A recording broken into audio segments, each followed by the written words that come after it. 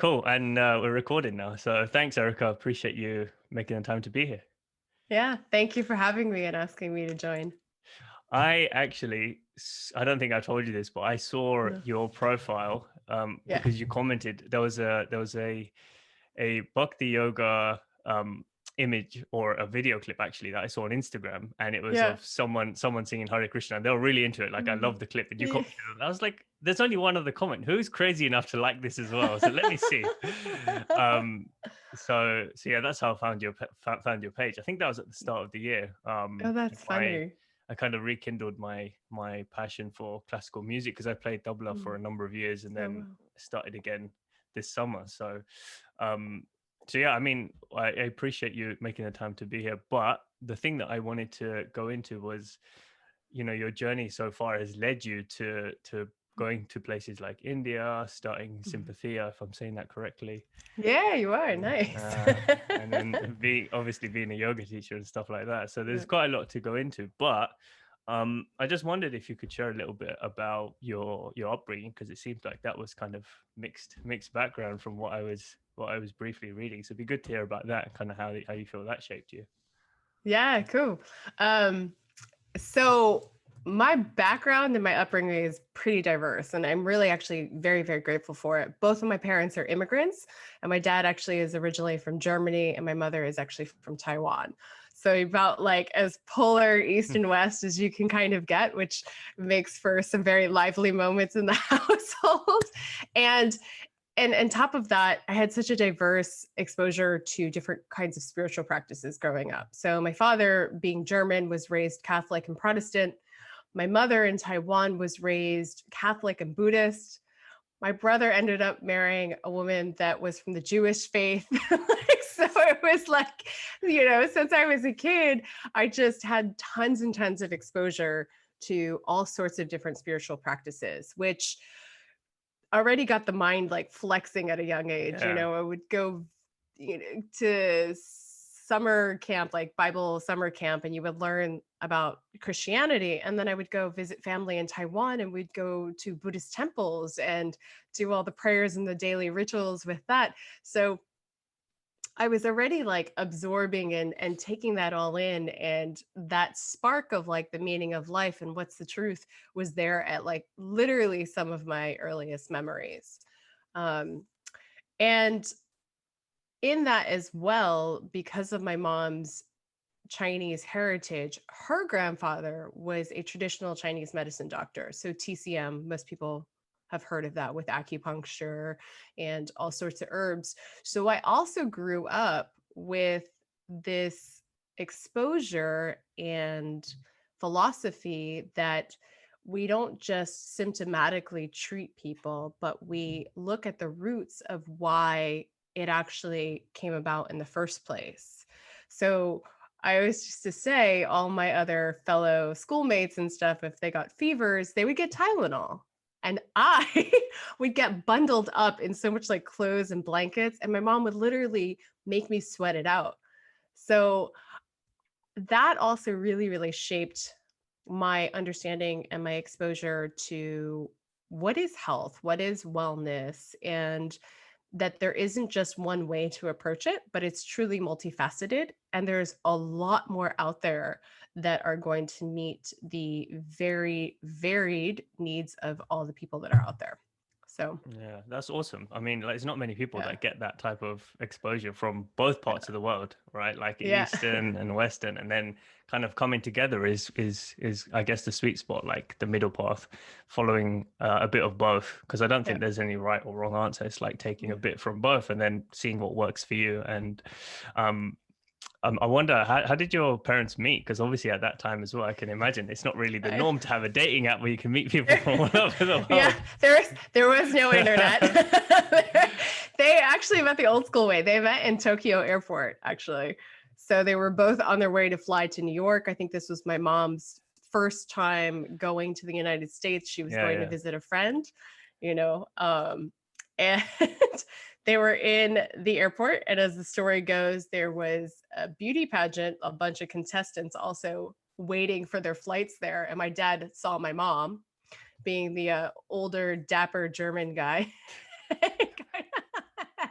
had his eye on her, and they ended up actually sitting together on the flight to the States. So that's how Yeah, that yeah. happened. That's awesome. Funny, right?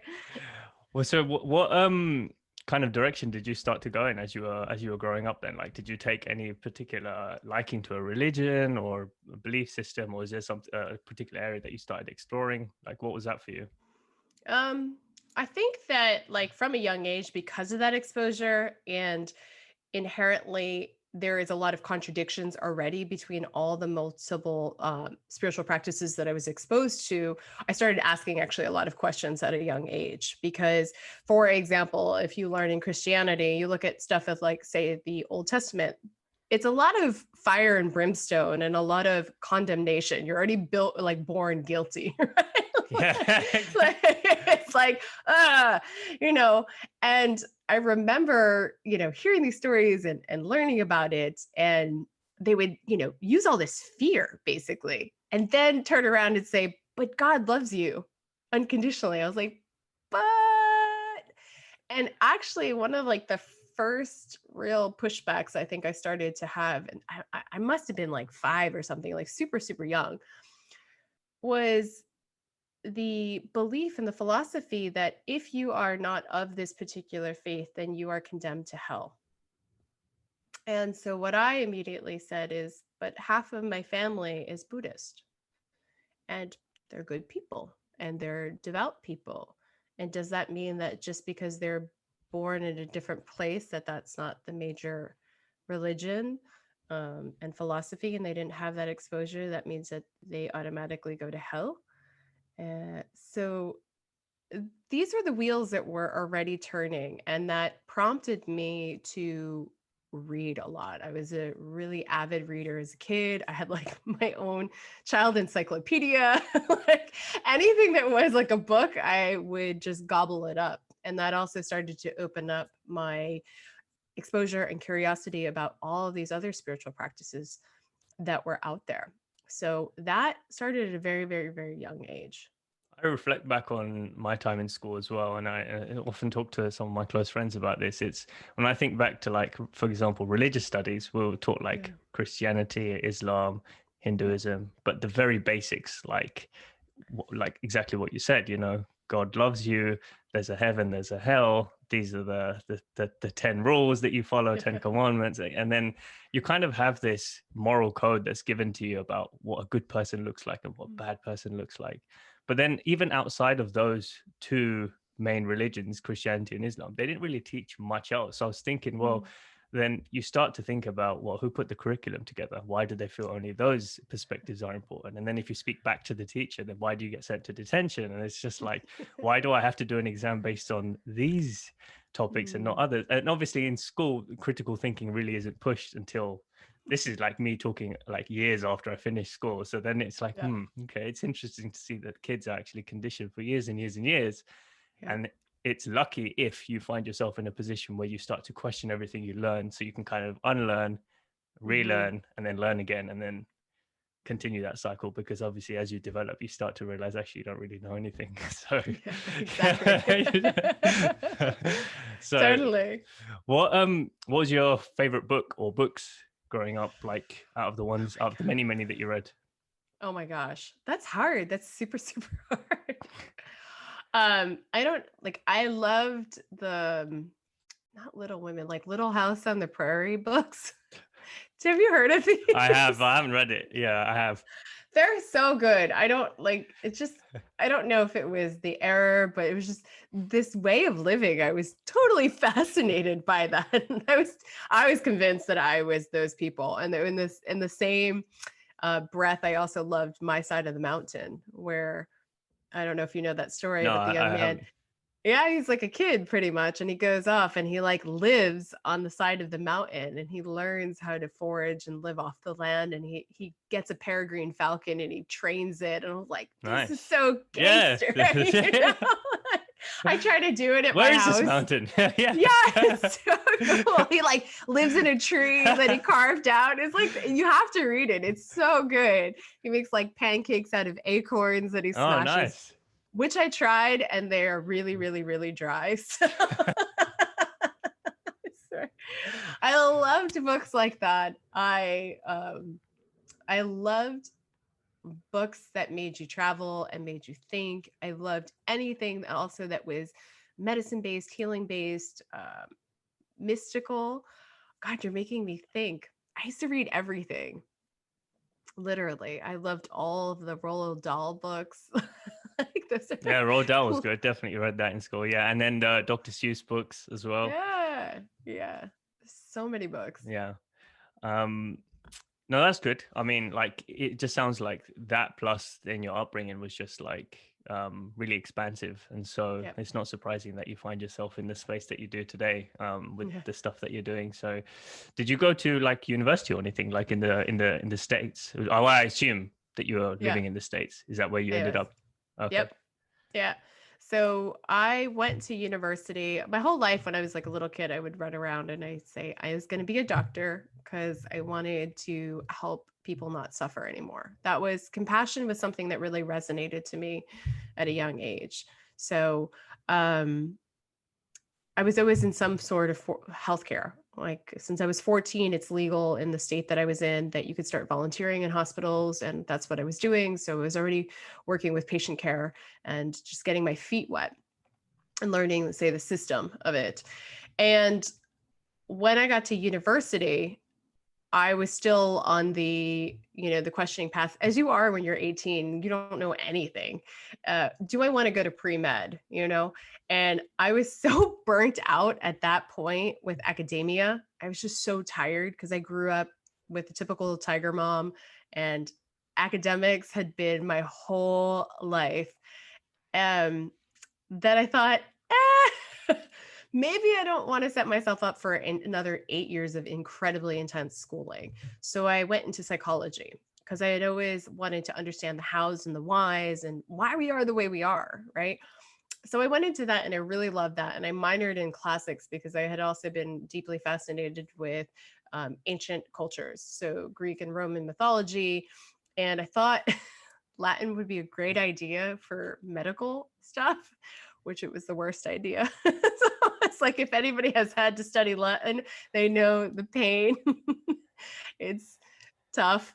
Um, and I went into school for psychology and had a lot of philosophy. So these were really nourishing to me because they started to give you an understanding of us as individuals, as communities, as societies.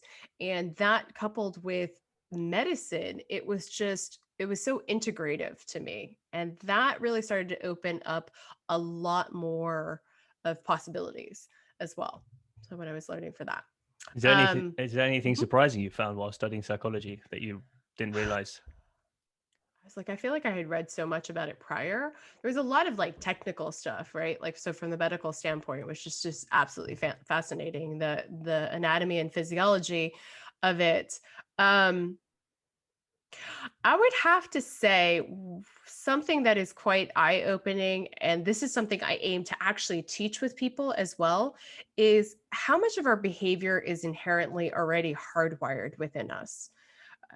Understanding like the ego broken up into three parts, right? The id, the ego, and the superego.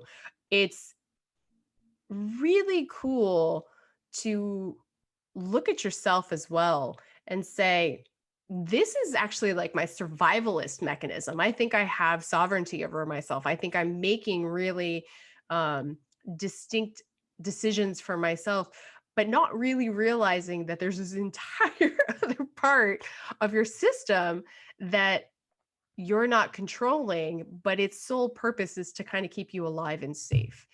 That part and understanding that part and how much resides within the unconscious is definitely something I think that everybody should take some time and learn about and use that as a foundation for self-reflection, because it's like 70% of our consciousness is on the unconscious, right? And that's actually the part that is puppeteering everything that you think you're doing, like independently, right? So having a gateway into starting to reflect onto this, we call it the shadow aspect of things, is super, super, super empowering, actually, because in that you start to develop the awareness of yourself. And then within that, you start to deprogram yourself, unlearn things, and then lies choice. So that aspect was, I would say, pretty instrumental in just understanding like the hows and the whys we do things and using it to amplify my own personal work and how I work with people, for sure. No, shadow work is a big, I guess, buzzword or whatever. Like Yeah. people use that as a buzzword now Yeah. to discuss this type of stuff. But I do think is really important to understand the fact that actually a lot of our decisions aren't made from our conscious mind or from um, conscious or logical decision making often, even though sometimes we like to make believe that that is the case. But how would you actually speak to someone who wants to, I guess, start on that journey of looking at the subconscious and breaking that down and looking at some of the behavioral patterns that are kind of inbuilt?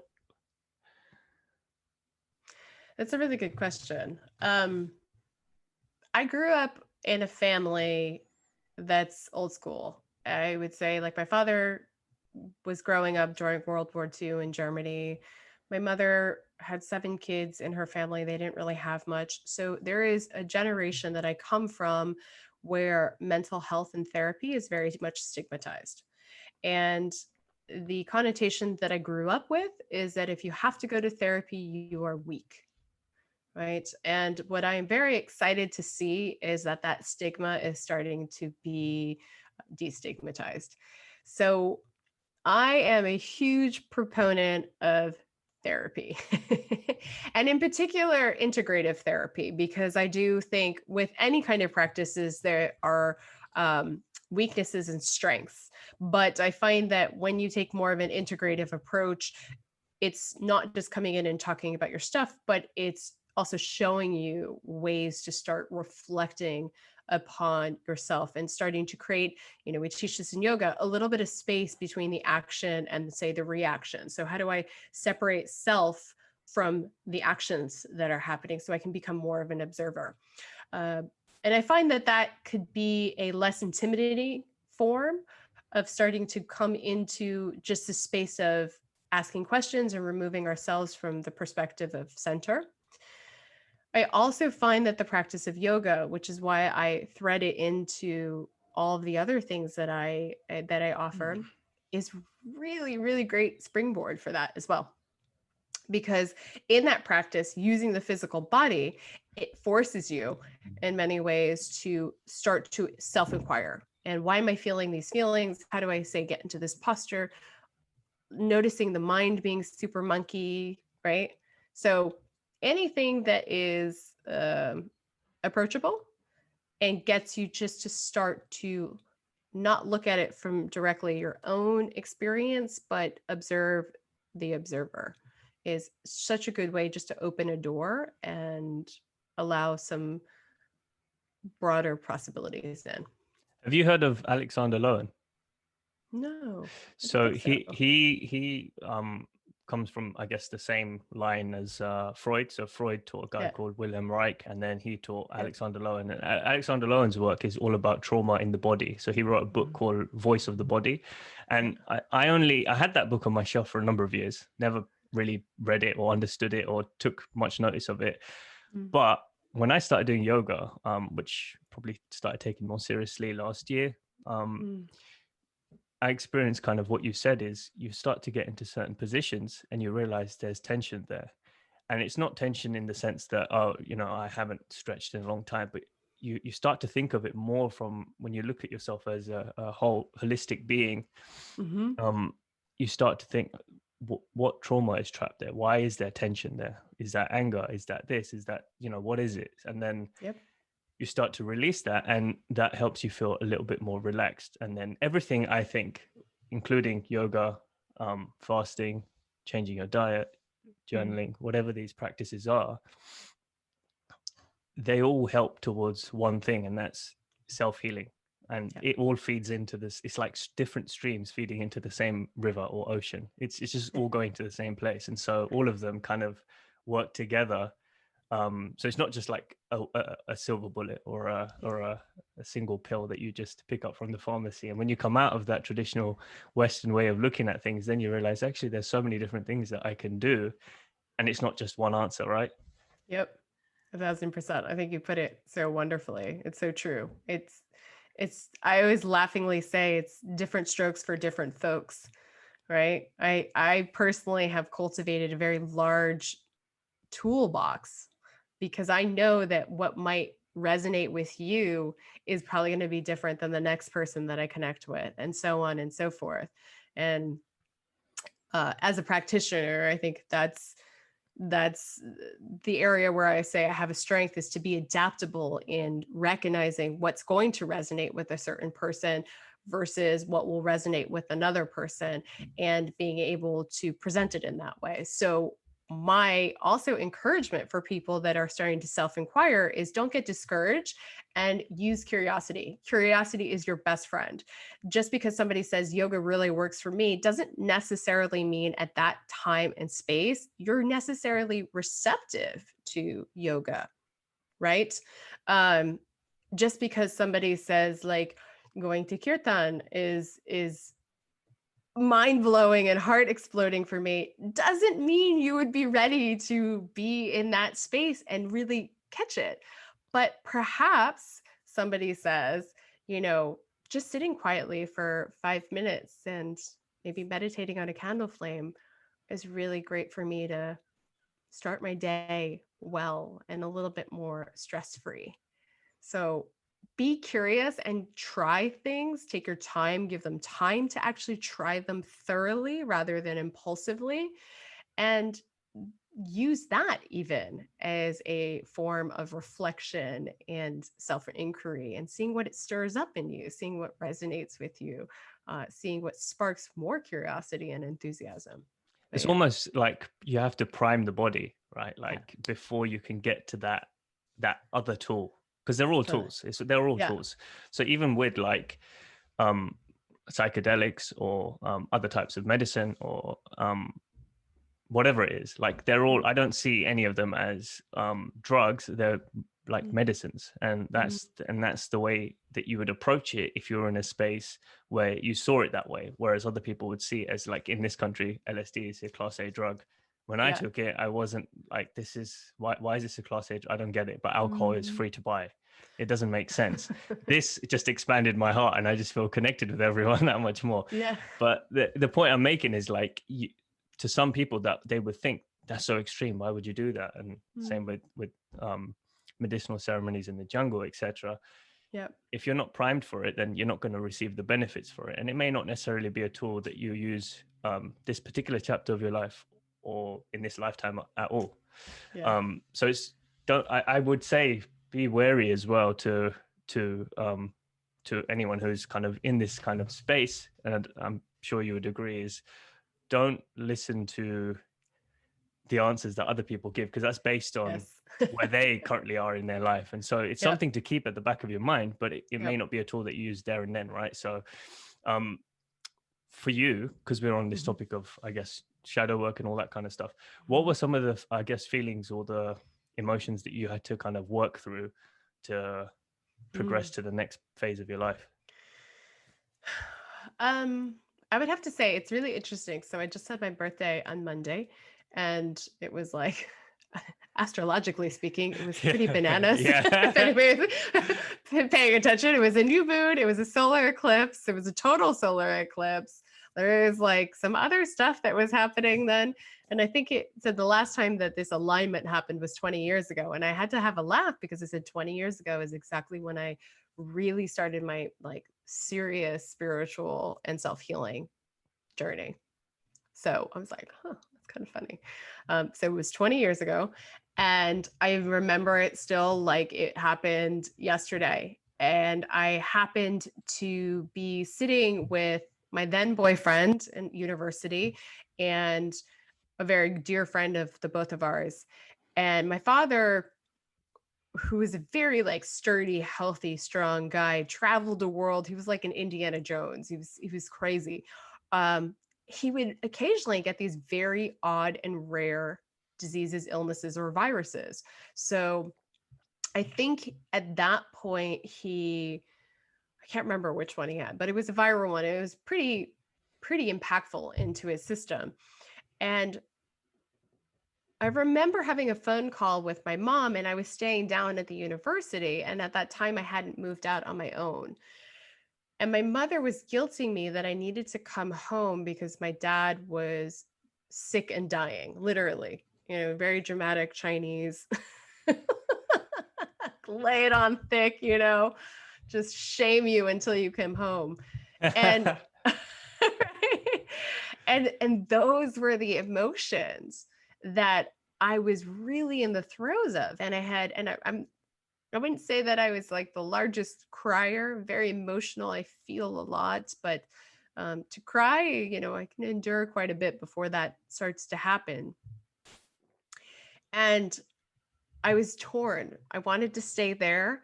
And yet I was feeling like I had to go home or something catastrophic would happen. And I was expressing this, and my then boyfriend and friend were saying, that's not normal. Like, everything is actually like, it's okay. Like, you shouldn't feel this kind of immense guilt.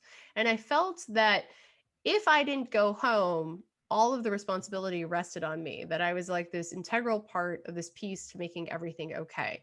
And I was being selfish, I was not being a good person by honoring my own personal needs as well.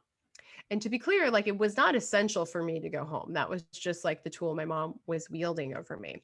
So I was having this like existential crisis, like ping ponging.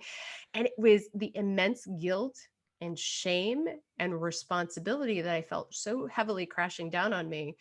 And my friends sitting there and saying, hello, you should not be feeling this. This kind of responsibility should not be on your plate. You're the child, not the adult.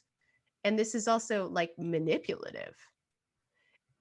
And I couldn't like separate it. And as well as I had been able to observe things in other people, we're always like the final frontier of Yeah, being able to see our own stuff, especially things that we have grown up in.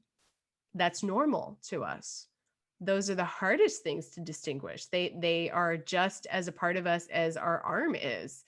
And that was the moment that I started to question in a different way than I had ever before.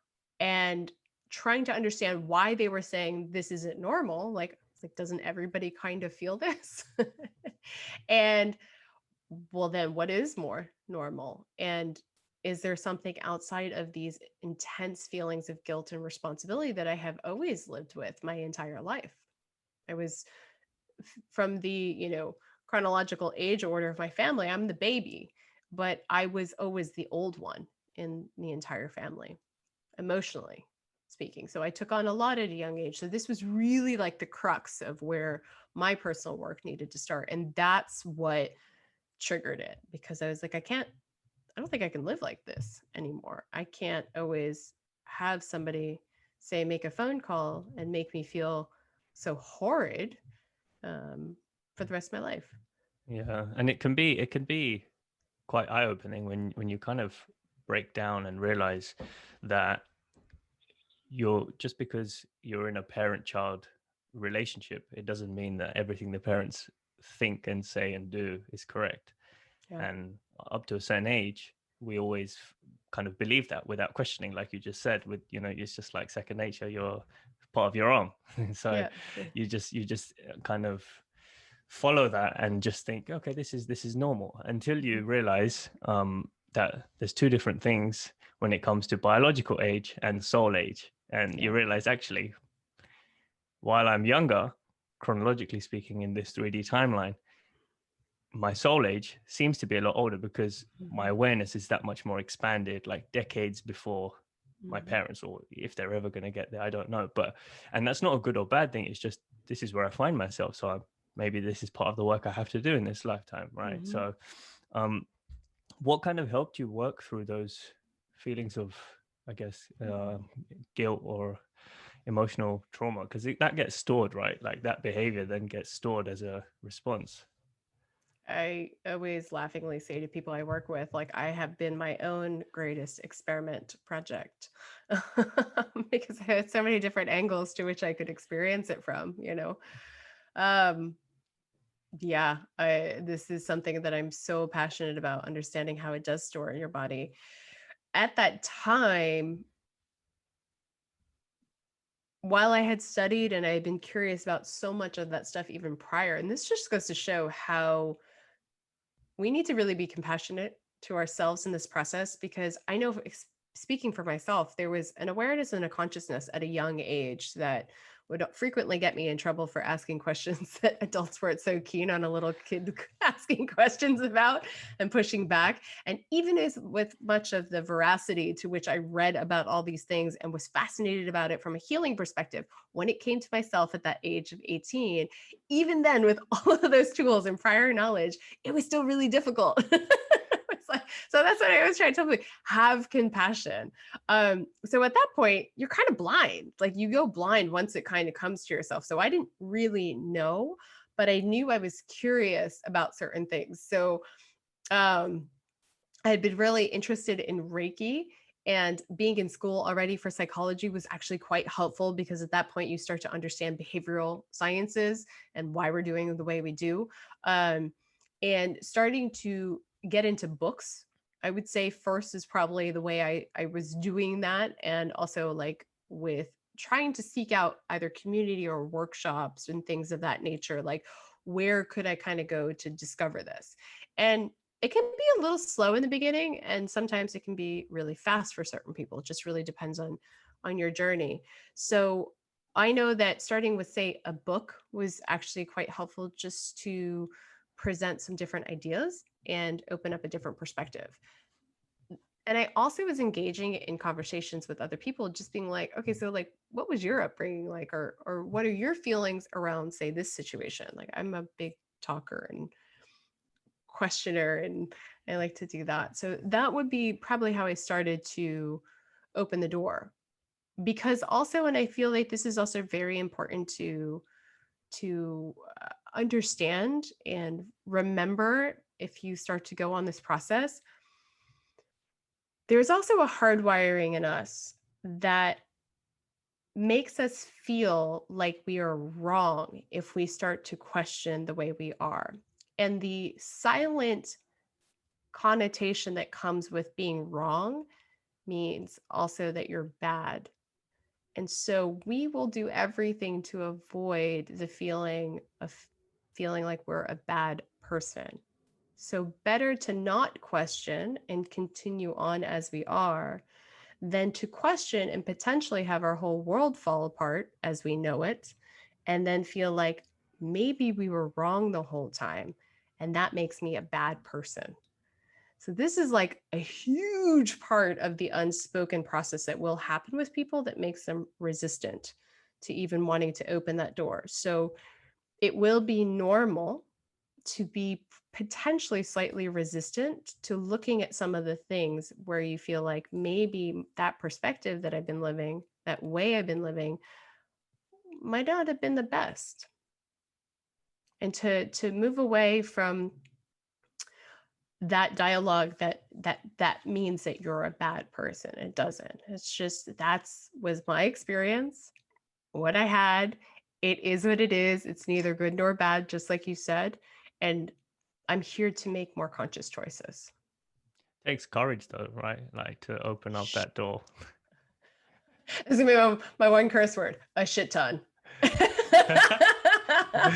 Seriously, tons. And this is where having community is so integral. I find when doing behavioral sciences, when I'm observing people, trying to find solutions and ways to connect with people and like what's resonating in the moment, that the ones that can step outside of the crowd are made of something slightly different, because it is in our hardwiring to be pack animals. We are communal animals. We crave that. And we will unconsciously keep adapting our behavior to not be, say, ostracized from that. That's part of our survival mechanism, because we're stronger in numbers than we're not. So it's quite rare to have somebody have the steadiness to be able to step outside of that and then stay with it without caving to all of the pressures around them. So that is a huge piece of advice I would also give people, is to start to seek out like-minded community. People that maybe your friends have kind of worked with, that are trusted, that are steady and grounded in this practice, that can provide a shelter for you so that you don't feel so alone in the process. Personally speaking, I did most of my work totally alone. I had a lot of people helping me, but the actual process of being like, I'm going to pull my stuff up and show up every single day, and stand up against adversity and criticism and doubt and all of that, that almost the entire time, probably until I got into my late 20s, early 30s, was done by myself. I felt very, very, very, very, very lonely in that sense. So it takes a ton. So have compassion for yourself. It's not a straight shoot. It's definitely a swirly whirly cha-cha, as I like to say, a little bit backwards, a little bit forwards. There is no one set way to do it. You're never going to be done. So get rid of that goal orientation, and find yourself some good people, some people that inspire you, that carry the traits that you would like to emulate or you aspire to, and seek shelter with them, for sure. 100%. It will make a world of a difference of your personal experience and give you some people to just bounce off of and help you progress in that process. When you've got those individuals around you, even if it's just one person, it kind of you almost feel safe to be yourself. Totally. And to question. And it's like, this topic came up with a few of my friends recently, actually, and we're talking about this idea of holding space. And it's this very intangible thing that's also tangible, right? Like you can feel it if it's present, the energy. Like a portal that opens up, whether it's over the phone, I don't know, via letter, if you're old school, like, or video call or podcast, whatever. Like you can feel the energy if someone is opening that space for you to just be you, like judgment free sort of thing. And that really allows you to explore, basically, because that's what you want to do, right? Like you want to explore these things. And if you're alone, then it's a bit harder to do, but it's possible to be that compassionate for yourself, to say, look, I'm nobody, so I'm not going to identify with any label or moral code. It's just, it is what it is. Let me just look at my behavior. But it can be difficult to hold up a mirror against yourself, because then you're fighting your own biases. And it's like, you really have to have that gap between who you are and then what you're observing. So it's interesting. But what's I mean, obviously, it seems like you've been through quite a lot of emotions. So a lot. I was also going to say, to add on that really quickly, finding a good teacher or finding good teachers is just so instrumental. People that can show you how to walk through that process. And furthermore, if you were lucky enough to find a mentor relatively early on who can really see you, those things are, I mean, they're game changing for sure. Somebody to teach you how to create that space, like what your process is going through, right? And that could look in the form of a therapist or, a spiritual teacher, or, even like a yoga teacher, or maybe it's like somebody totally random, like the old guy at the coffee shop. And literally, it could be anyone. You don't anybody, know. really. but invited in, and you'd be surprised of how teachers really show up. It could be your pet. Really, they teach you unconditional love. Yes, 1,000%. So, so finding teachers is really helpful. Who stood out to you in your journey so far as a mentor or teacher or guide? I had a lot of people. I have to say, I'm very grateful. I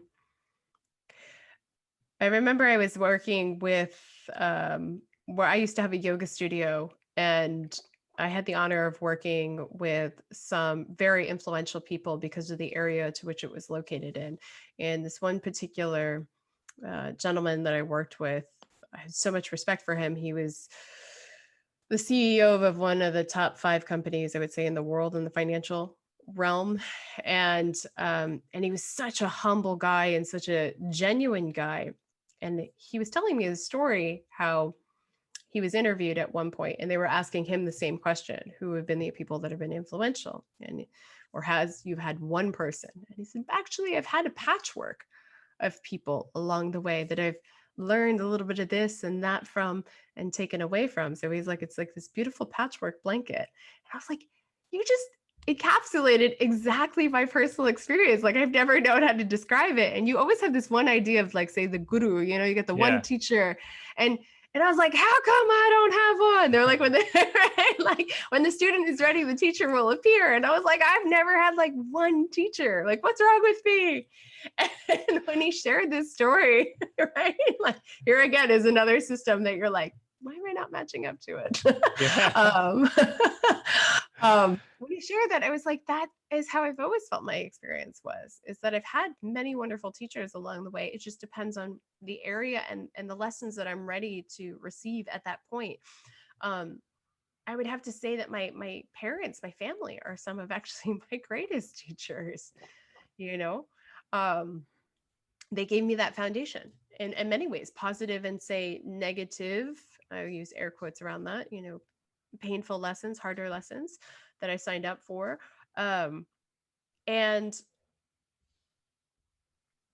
I had great teachers. Oh my God, like childhood and everything.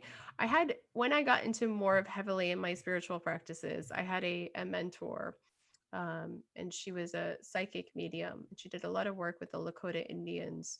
And I was very lucky to be able to learn how to develop my own psychic abilities with her and just even understanding, you know, there's a lot of unseen connections that we all have that is all accessible to all of us and starting to develop that and just the fact that she understood some of the experiences that I have that are a little bit less common um, with other people, I would say, that I had encountered up until that point. So she was really influential and she passed away a couple of years ago. So I do miss her quite dearly. A great yoga teacher that opened me up to bhakti was Raghunath. Um, and that really took my yoga practice, I would say, to a different level. And I love reading some of the great old sages. Ramakrishna is somebody who I really respect the crap out of. His story, how he lived all these different spiritual practices 100%. And only at the end of the life, he was like, these are my opinions on everything. It's all the same. Like just different strokes for different folks. And I was like, yeah.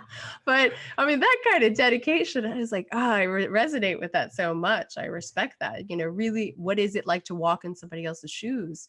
You know, Krishnamurti, his work, you know, there's so many people. So, yeah, it's a good question. I feel like I should make a book list. Joan Halifax, I worked with her for a year, Rishi Joan Halifax. She's incredible to learn how to sit with the dying. I was, as I was a nurse at one point as well. Um, that was just instrumental and game changing. And it carries on to so many other factors in my life as well. So there's so many. Well, yeah, I mean, the way that you describe that journey is very similar to me in the sense that I had that frustration of, well, I'm ready. Where is he? Yeah. He's not here. Like maybe tomorrow. I'm gonna go to sleep.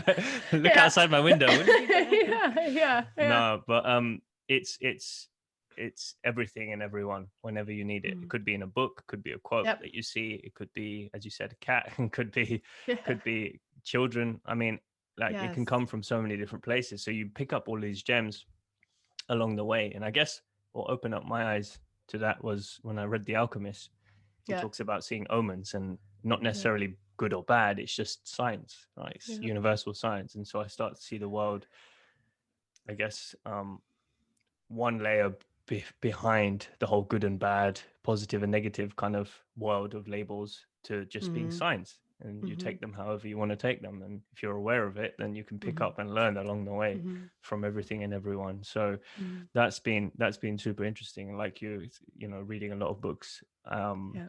and learning about people like Ram Dass Yeah.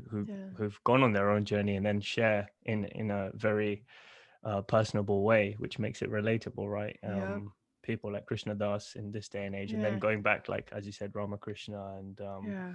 Krishnamurti, etc., etc. Yeah. So yeah, they've. I think the one thing that I guess the thread that I see across all of these individuals sharing is that they don't have a bias toward any particular way of being. It's all Yep. about the intangible connection that we all have. Essentially, that's what it comes down to.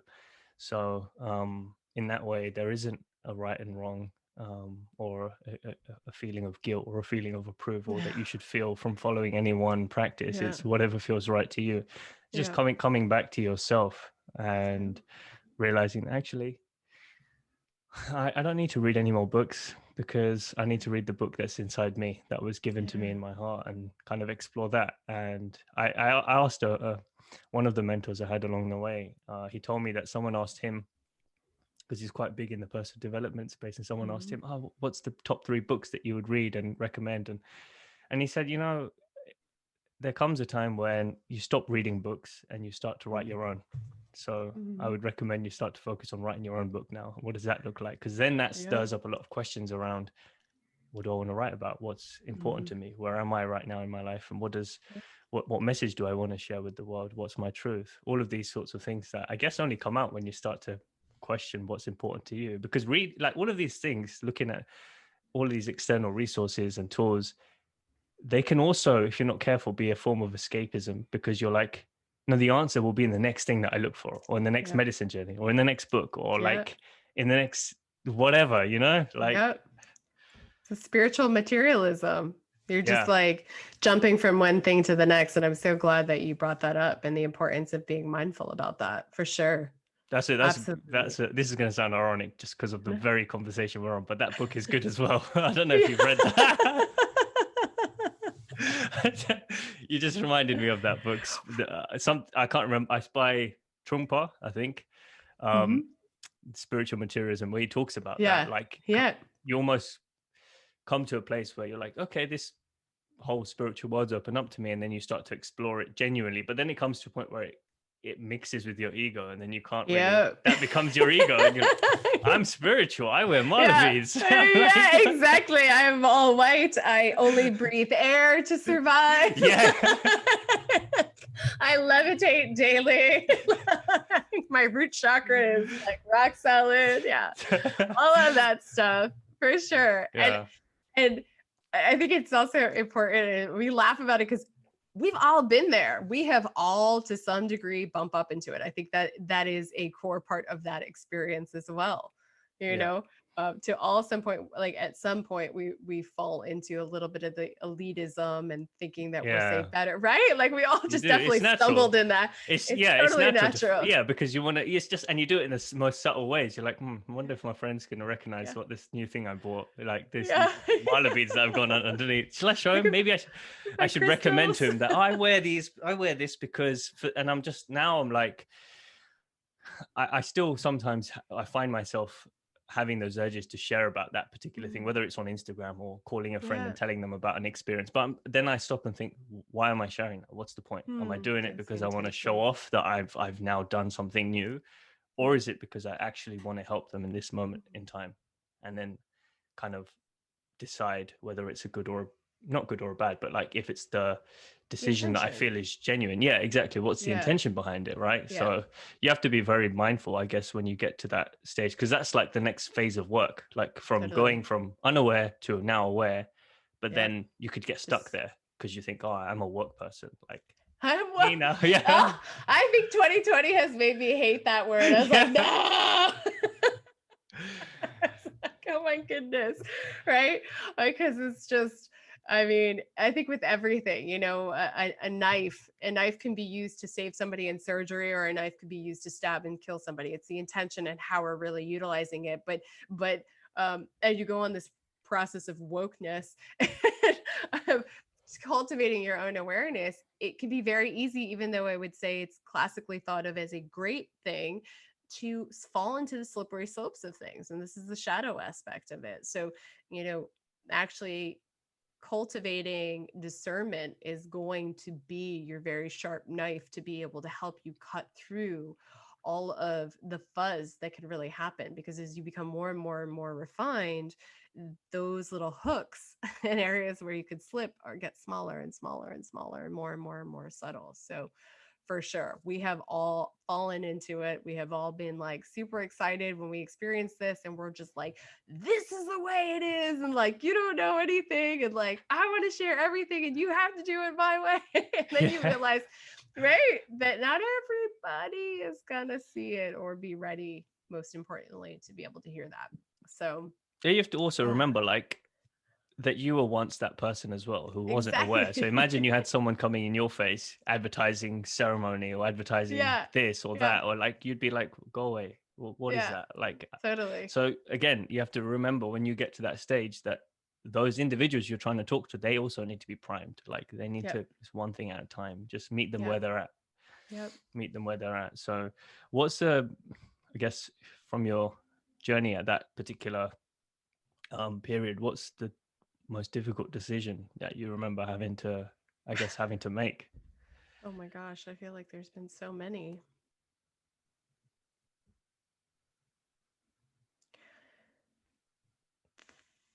Good question. I would have to say one of the hardest decisions. I don't know if I've ever shared it like this publicly. Um, was I grew up in a lot of emotional instability. Like my parents were really great. I'm definitely not um, thrashing them. They do the best that they can do with the tools that they had. So my parents were great in so many ways, and there's other ways it's part of their journey, part of my journey that I signed up for. But I grew up in a lot of emotional instability. So on my journey, I went through abusive relationships, and I went through manipulative relationships, and I went through also great relationships. And um, at one point, I found what I think we would say classically would be your other half. And it was something that I had never experienced before, and it was beyond words to be able to describe the connection that was there and the amount of just instantaneous love that has you could feel that has been there for lifetimes, if you will. um and I gave that up for this path, and that probably was the hardest decision I feel that I've had to make to date, because I have always said, and have, it can always change, but my belief and my experience combined with working with people and being on this path for a very, very long time is that everything that we are doing as individuals, it can be boiled down and simplified to the act of wanting love and connection. That's it. No matter how atrocious you think a person is or how pure you think a person is, all of our actions are leading back to desiring that ultimate love and connection and acceptance, right? So I felt that. I felt that I had actually, while I'm really close with a lot of people, I felt that with this person, it was just like this small piece that I had always sensed was missing in my life. And when I found that person, that small little puzzle piece was put in, and somebody could understand me or just knew me on a level that is beyond our cognitive mind. It was just functioned differently. And I had been in India and in Haridwar, and my devotion to God and the spiritual practice was always my priority, and to be of service. So I always laughingly say to people, never pray at Ma Ganga unless you are ready for what is going to come. I've seen it enough times that I know she's very potent, so heads up. And I was praying, and I was praying to that connection of service, and allowing me to be in service and surrendering into that, and saying, where it is that you need to take me and use me, here I am humbly giving myself to you. So show me the way and give me the strength to be able to follow that as fully as possible. And I came home, and I just could feel things were being moved from a much higher source, because I was being called and directed elsewhere. And I had to make a decision to step away from a very, very, very, very deep love, a very wonderful situation, to go where I was being called. And it was being that our paths were going in different directions, I know that that was the right direction, or that was the right step. But when everything is like perfect and good and loving, and you're like, I've arrived, and then you're like, and I'm gonna give it all away. It wasn't like this catastrophic moment. It wasn't like I was in a bad situation at all. It was quite the opposite. And it's kind of like there's this one imagery, this one cartoon, which I love, and it's of Jesus, right? And a little girl, I don't know if you've ever seen this, and she has her teddy bear and she's crying, and she's holding onto her teddy bear and she's crying facing Jesus, and he has this massive teddy bear behind him. You see this? And she's like, but I don't want to give it up. And he's like, but I have something so much better, but she can't see it. And I think you get also into these points of your spiritual practice where you are going to have to take the blindest of the blinds leaps of faith. And it's truly this like hands up, like, woo. Roller coaster, cosmic roller Yeah. coaster. And Yeah. I don't know where I'm going to fall or land, but It's that level of faith though. That's what, yeah. well, in my journey, at least anyway, like most recently over the last year, that's what happened. Like a friend asked me, like, what have you learned along this journey so far? Like, what do you think one of the things has happened whilst you've taken this break? And I thought, well, thought about it for a minute, and I thought my faith was leveled up. That's what happened. Like, because people expect these, and even for yourself, you expect these tangible results. Like, did you make more money? Did you go backpacking? Like, what did you do? Like, what did you manifest? Yeah, exactly. What did you manifest? Yeah, but for me, it was really this intangible thing that's gonna stay with me for life, and hopefully continue to build, is the level of faith to move blindly. Well, we say blindly, but it's not really, is it? Like, it's you're just looking with a different eye this time, and you're not using the eyes that are on your face, but the one inside your head. And you move from that place, and you feel everything appears right when you need it to appear, not before.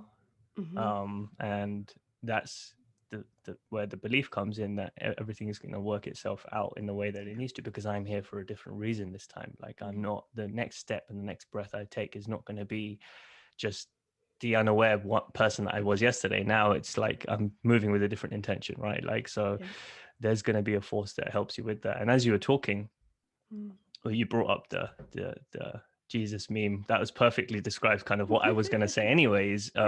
It's almost as if you're being, I guess, tested, that could you give this love away so that I could give you more, right? Like, whatever form that takes. And I wanted to ask you what, I guess, the lesson, maybe that is the lesson, I don't know, but like, if you've reflected on that relationship or that period of your life, what is it that you feel came away from being with that person for that period of time? Because I know for me, I had to come away from a 5-year long relationship with someone who seemed perfect, heading in the right direction. We're both going to be lawyers, like great families, blah, blah, blah. But it just got to this point where I was like, I don't think it's good. We're going to be heading in the same direction from this point on, though, just because I'm in a different space and now you want different things, and we can keep pulling the string along for maybe another 6 months, another year, maybe 2 years, but eventually what's going to happen, we both know deep down. So it's better that we have the conversation now. But I was left in a place where I was thinking then, so what was the point of the last 5 years then? Why? What was the point of it all? I don't get it. So I wondered if you kind of went through those sorts of thoughts as well. Yeah, for sure. And that's so gorgeous that you had the insight into that with your own situation. I think a lot of people, we just get on autopilot, or the fear overruns it to even prevent us from entertaining that idea that you have to have that conversation. Because it's the fear. Sorry, just before you go into it, it's just the fear for me. I know for me, and probably for many other people, it's the fear of being alone. Like, that's the one that's driving you. So you're like, I'll stick it out for another 6 months. Oh, we'll talk about that later. We'll talk about that later. Like, that's not gonna. So it's better that you just do it. Rip it off like a Band-Aid. So that's the analogy I use with people. It's like you can sit there and like let it get caught on all your arm hairs, like, or just like rip it off. It's I reflected on it a lot, because it was incredibly hard to do. it was incredibly hard to do. Um, that relationship taught me love. It taught me what genuine, true, unconditional love was.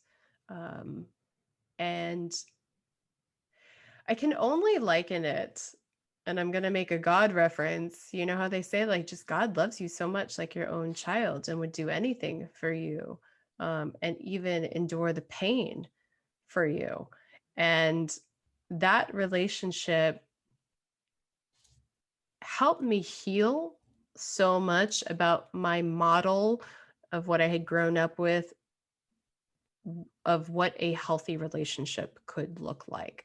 A balance between, say, the masculine and the feminine, and what would it be like with two independent, solid people coming together and just loving each other and sharing life together, and deep, deep, deep connection, and just laughter and joy, and feeling whole and complete. That relationship helped me rewire so much of my understanding of what is possible, and it actually helped me open the door into the relationship that I have now, which is the relationship that I feel, that my partner feels like, that it's the one that we are committed and we are meant to walk this lifetime together, and helping each other. So it helped me heal so much of the old hurts, and it helped me become even more loving and appreciative of myself, and feel seen, feel pretty, I want to say, for like the first time,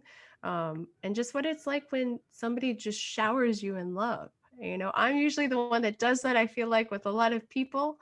And that was, I would say, the first time I had really felt that completely unconditionally from somebody else. And what a game changer just to have that can be. So it inspires me, through who that person was and what they taught me through our interactions together. He's still with me. I still pull, you know, in on him. I pull his great qualities and characteristics, and I share that through the way I am with other people. That's a part of me. It's fundamentally has shifted me and gave me just a different perspective to which I can experience this experience called life. So much. Wow, Yeah. that's amazing. Yeah, I'm Yeah. I'm glad I asked now, because Yeah.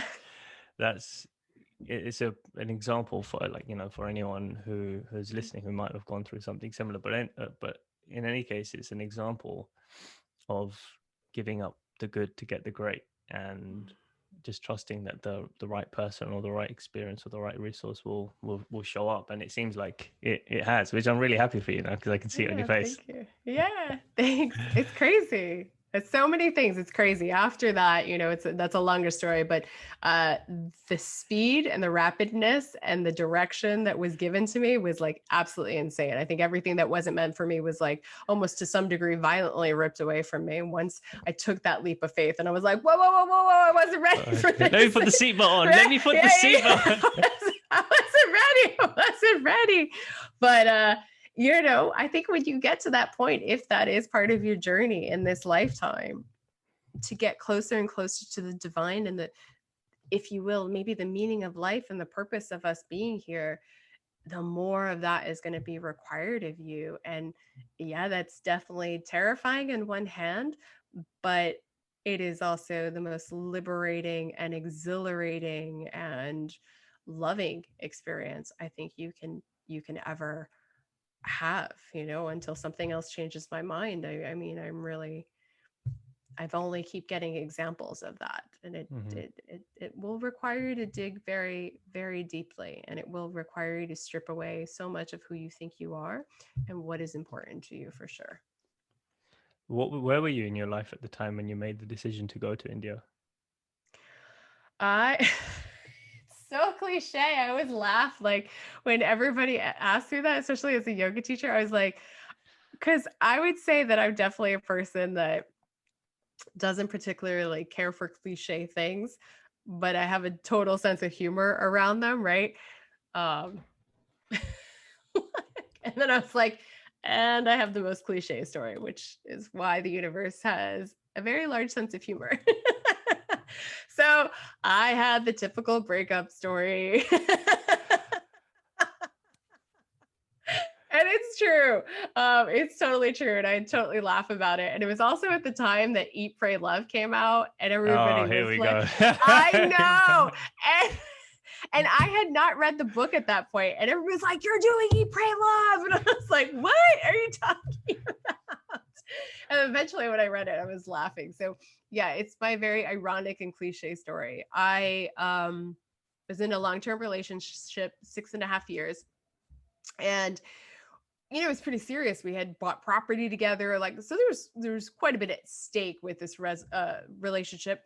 The relationship fell apart, and pretty dramatically. And I would have to say that, my whole life, more or less, I had been somebody that was pretty comfortable with marching to my own beat and relatively, like, I would say, self-assured with a lot. Like, I traveled on my own, and I could go to the movies by myself when I was a teenager, and people are like, you're so weird, like, but I want to see the movie. you know so I remember standing there in the empty home and being like, crap, like, now what? My whole life had been built around this coexisting of two people together, and now that was over. And my sister, she's 15 years older than I am. I was on the phone with her, and I was just like, I don't even know, like, what the next step is that I should do. Like, do I pack up the house? Like, I don't even know, like, what tomorrow should look like. There's like so much that it's overwhelming at the same time, and I'm kind of How old were frozen. you at that time? Was I 27? I was 27 at that time, which is also a very pivotal age for anybody that's listening that's in that age bracket. 27, 28, stuff is going to be changing. Well, Seen it so many times. I better take notes then. Yeah, 28. it's coming. It's us.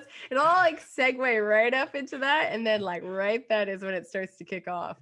So I remember being on the phone with her, and I was like going on about, like, I don't know what to do. And she asked me, well, what do you want in life? And the way personally I am, or I experience things, I see things, I hear things, I feel things, like, there's a different sense that's kind of happening. So if you would say, like, I have a vision that's beyond, say, my physical five senses. And in that moment when she asked me, it was like black for me. It was like a black, thick, dense, soundproof wall. So it just felt heavy and impenetrable. And that for me was the dead end, that there was just no receptivity coming in. There was no direction. There was nothing. And that connection that I always had was like gone. And that shocked the crap out of me. And I was like, what do you mean? What do I want in life? She's like, what do you want in life? And I realized, like, I can't even answer that at the most basic level. I was like, crap, I don't know. So I was like, I'm gonna call you back. I really had no idea. And the fact that I had no feeling to guide me in any sort of direction, it was such a wake-up call of, you have gone so far away from yourself in this very, very slow, insidious process that you didn't even realize how disconnected you had become only up until this moment. And that was a little scary. And so I think the typical thing that most of us will do will be like, well, what's next then? What should I do next? So, which is very like future oriented. And of course, that's where I said I felt that like just the black, like black resistance. I said, well, the divine spark, if you will. If I can't think of what to do going forward, why don't I just go back to what I already know? Go backwards, right? What are 3 things that I don't do anymore that I used to really love doing? If I have gotten so far away from myself that I can't even figure out how to put right foot in front of left foot, then why don't I go back to already what I do know about myself and revisit it? And so the three things I settled on was travel, was yoga, and was nature. There were three things that I had neglected over the course of the relationship to more or less take care of somebody else in that dynamic, if you will. And I had deprioritized them and I had gotten really far away from them for various reasons. And I said, well, if I'm going to take care of myself, I'm going to do what I like. And I know these things already. So one of the things that I did was, in order to get back into my yoga practice that I had neglected for financial reasons, was that I wanted to learn. Like, I wanted to say, just immerse myself in it again. And I figured, what other better way that there is there than combining that with travel? And I want to learn it more traditionally. I kind of want to go into the roots. I'd only been exposed to Western teachers, and I also want to travel. And so I did what I advise everybody not to do, which was to go on Google and look for a yoga teacher training. And by the grace of divine spirits guiding me, I landed at the most incredible place in Himalayan Yoga Valley, and with the most incredible teacher who I've like so much respect for. And I didn't tell a single soul. I literally was like, I knew instinctively, I was like, everybody's gonna give me crap. So I went to my boss at the time I was nursing, and I went to him and I said, listen, I'd like to give you 2 months notice. And he just had this look on his face like, no. He was like, why? Where are you going? What's going on? And I said, well, I need some time for myself, and I think I maybe having a clear cut of things will give me a space to reevaluate it. So I told him I'm going to go to India and I'm going to go train. I'm going to go learn about this science of yoga. And he said, I'll hold your job for you. I was like, seriously? So I was like, I'm going to be gone for 2 months. He's like, I'll hold it. It'll be here when you come back. And I was like, okay. And then I had adopted 2 kittens with my then boyfriend. And I went to my parents and I said, can you watch the cats for like 2 months? And they were like, why and where are you going? I was like, I'm going to India. And they're like, why are you going to India? What about your job? And like that. And I was like, I just need some time. So that was it. That's all I told. And I packed my bags. I got on the plane, and I remember I was on the plane and I Facebooked it. Like, I'll see you guys in 2 months. I'm off to India. And that's what I did. And I kept it very sacred, and I kept everybody else's personal opinion as much as I possibly could out of my stratosphere, because I was so sensitive and raw and disoriented, that the last thing I needed was everybody's like own doubts and fears and projections kind of coming in. And that's actually how I ended up in India. And that, you know, as it is for most people, it was very life-changing in many, many ways.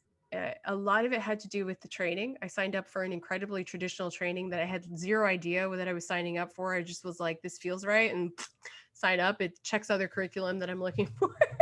And it was an Ashtanga training. So, I mean, you do the same thing every single day. And at that point, I had been used to, say, a vinyasa practice, which was, it changes and it's intuitive and everything. And here was like this very regimented, and to me, that was like death. I was like, what do you mean we're doing the same thing every day for a month? But that taught me this other aspect of discipline and the power of a steady practice in a way that I had not known before. So there's so much, and just those lands.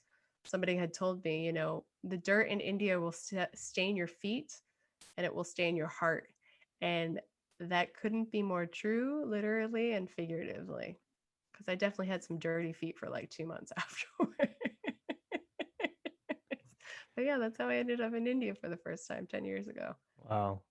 Mm-hmm. That's a good story. Very cliche. I think I'm glad that it's good that you made the decision to not actually tell many people, because I did a similar sort of thing back when I went to Peru the end of Mhm. about a year, just over a year ago now, and Yeah. I was just going to go on my own, and it ended up going. I told one of my closest friends who I Mm, was okay sharing with, and he felt the calling at the time. He was like, "Oh, I want to come with you. Is that all right?" I was like, "Yeah, cool, that's fine. Come with me." mm, And then I think he went and told one of his friends, and he got the response that it was the reason that I didn't want to share with anyone mhm, else. And he was like, "Why go? Is that safe? Have you asked doctors?" And mhm, all of this sort of mhm, thing. And mhm. I was just like, "I'm not going for that reason. I'm not going there Yeah. as a tourist. I'm going there because I have a calling to go there, Yeah. and I don't need anyone's validation or Mhm, approval to follow a calling. It's a calling mhm, for a reason. It's only meant for me, right? So it's only going to mhm, make sense to me. Um, so yeah, I mean, it sounds like you were on a similar path, and yeah. I'm glad that you had again, back to courage. I'm glad that you had the courage to follow that, because it seemed like you've kind of Likewise. came to a dead end, Mhm, and that was maybe the thing that you needed to wake you up. mhm, Like, I'm not mhm. going to show you anything anymore. Like, and Yeah. you need to listen to where you need to go to next and reconnect. And it seemed like you dropped away from a lot of the stuff that you post about now, which is Mhm, obviously around yoga and around mhm. nature and traveling and all that kind of stuff. So yeah, it must have been quite a big turn Yeah. for you to then go back to all of those things and Mhm. reconnect. What would you say are some of the highlight experiences from your time there? I'm sure there's many, but like I wonder if there's any that come straight to your mind. Oh my gosh, there's so many. I would have to say one of the larger lessons that I definitely learned there was I thought at that point that I didn't need much to live, but I think really being there really made me realize how little you actually really need and what the greatest priorities are. It's the reason I also offer worldwide retreats with people because I think travel is one of the largest teachers in getting you outside of your own little bubble and giving you the perspective on a much grander scale and just taking all of the things that you're feeling like are big issues and being like, oh, they're really not that big. And there's a lot more out there. Um, and that builds compassion and empathy.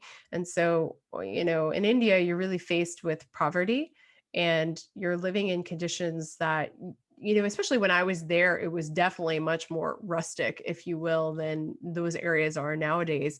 And I mean, like the power would be optional. Showers were cold, we ate the same thing every day. It's just, and you're faced with poverty. We were at that point, I was on the a beach area, and you would see these young girls, and they are just up and down that beach all day with like heavy bolts of fabric that they're carrying in this blistering heat, and just trying to sell the most minimal amount of fabrics to these tourists just to make a little bit of money to eat. And you're faced with the racketeering that goes on there, because then they've also have to pay the officers, the police that are there, so that they can even be working, and they're not in school, they're 14, 15 years old. And we would sit and we would talk to these girls, and it's just this hard labor that they were doing. And food at the end of the day was unknown if you were going to get that.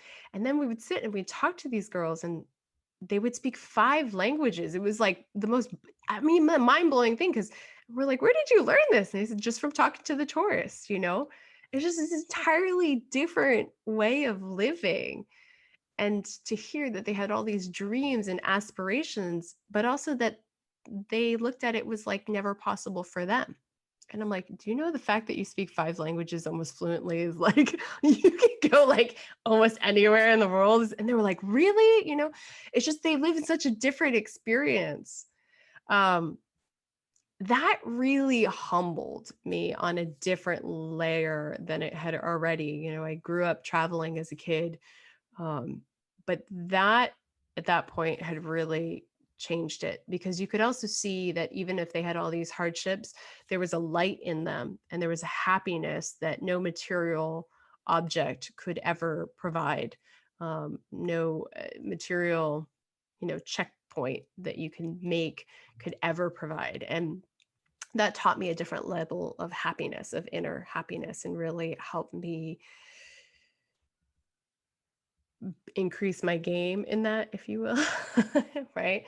So those were some of the most heart touching, and I would say just ego melting. It just helped me detach from more and more of societal things, material things, and recognize that I was capable with very, very, very little to almost nothing.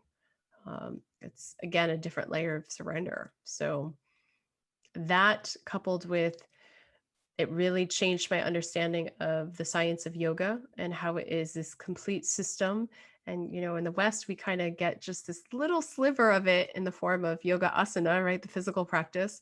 It's just like this whole other thing that came to it, and the potency of it, if you actually start to use it. I mean, I felt that when I started to learn about it from Lalit, I was like, this is actually the thing I've been trying to find since I was a kid. And somebody like wrote it down, which was a very trippy kind of experience to have had. So I finally felt like here's like a guidebook, like a more structured guidebook. And I have been pouring through all these other books and all these other spiritual practices and ancient cultures, trying to find the thing that would resonate or would be in alignment with this feeling that I had. So there's so much, but I can't encourage travel, and like real travel, for like us Americans. I'm not talking about Mexico is great, but if you're just going into like a resort and you're like, or the Caribbean, same thing.